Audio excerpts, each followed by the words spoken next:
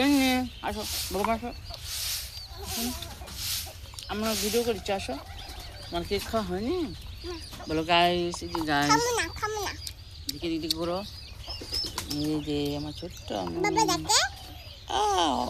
cake নষ্ট করো না কেক নষ্ট করো না আম্মু খাও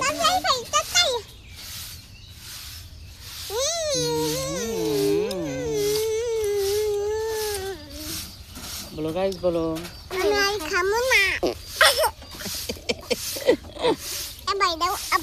আবার খারাপ হো তাহলে খারাপ হো খারাপ হো